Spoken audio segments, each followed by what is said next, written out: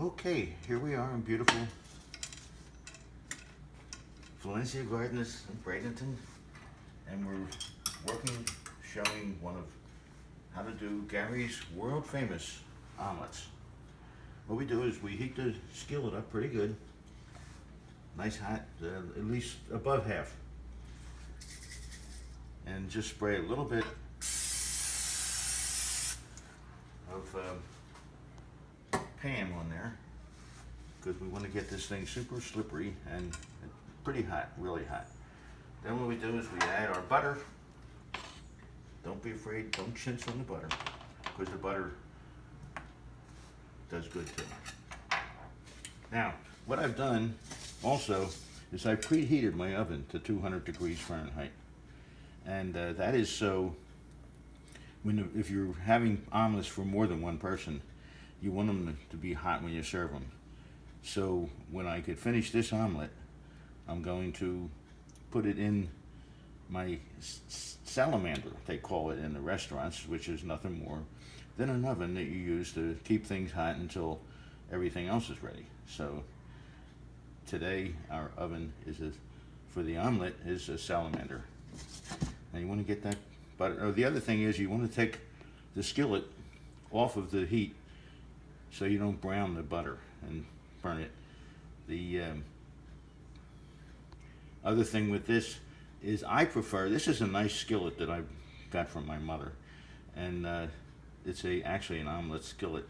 But this is all stainless steel and highly polished and everything. You don't really need this, but I like to use a larger skillet when I'm making them, because even though the omelet comes out looking a little larger, it actually is thinner. So it makes it real nice, especially if you're going to stuff it. It's nice to have it larger if you're going to put it, like today we're going to put a little Romano cheese in, grated cheese. I like grated cheese because it doesn't get gooey. Then I pre-beat these eggs, add a little bit of salt. How many eggs? 2 eggs. Thank you. And I pour it in here. And then I put this over here, and I'm going to crack 2 more eggs to get ready for the second omelet.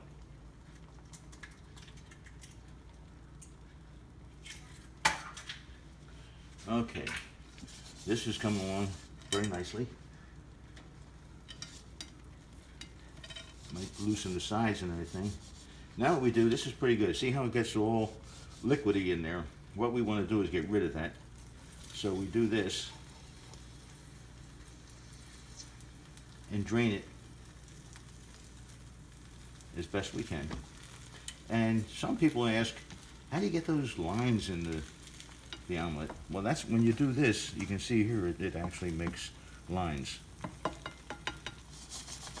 Then what we do is, some people like certain things like sausage and stuff like that. You want to cook on a different thing and have that already pre-cooked. But since we're using a cold or room temperature ingredient in the Romano or Parmesan, but I like grated cheese.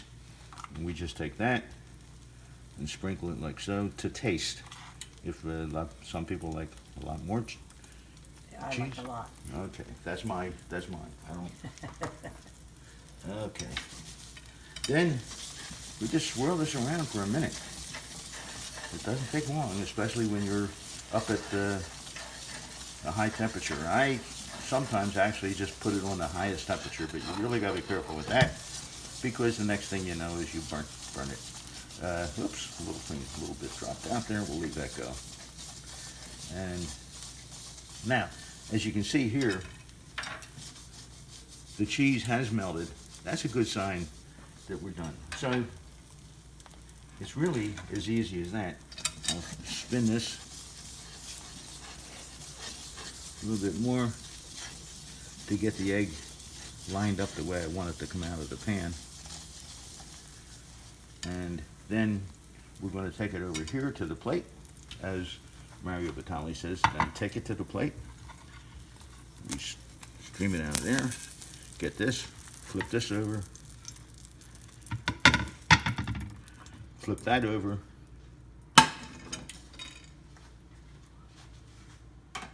And Gina likes fresh parsley, but we want to work with regular dried parsley on there, like so.